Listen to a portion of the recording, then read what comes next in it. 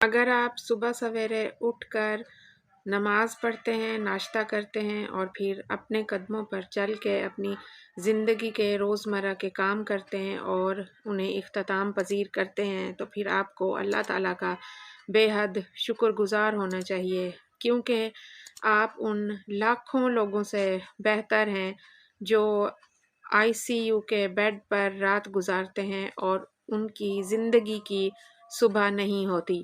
آپ ان لاکھوں لوگوں سے بہتر ہیں جو اللہ تعالیٰ کی بنائی ہوئی اس خوبصورت کائنات کو اپنی آنکھوں سے دیکھنا چاہتے ہیں پر وہ نہیں دیکھ پاتے۔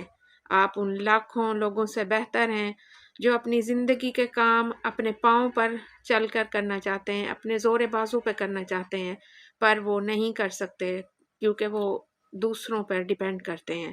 آپ ان لاکھوں لوگوں سے بہتر ہیں جو اپنی زبان سے چند الفاظ یا پھر اپنا صرف نام بولنا چاہتے ہیں پر وہ نہیں بول پاتے۔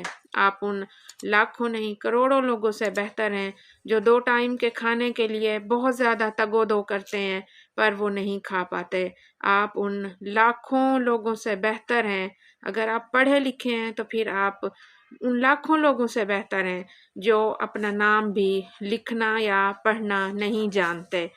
تو زندگی کے ڈارک پہلوؤں پر سوچنے اور ان پر دیکھنے کی بجائے آپ ان چیزوں کو دیکھیں جو آپ کو حاصل ہیں، جو چیزیں نہیں مل سکیں، جو خوشیاں کھو گئیں یا جو چیزیں چلی گئیں، ان کے پیچھے بھاگنے کی بجائے ان نعمتوں پر غور کریں جو آپ کو میسر ہیں۔ اس طرح نہ صرف آپ شکر گزار بندے بنیں گے بلکہ آپ کی ڈپریشن اور مایوسی بھی دور ہوگی۔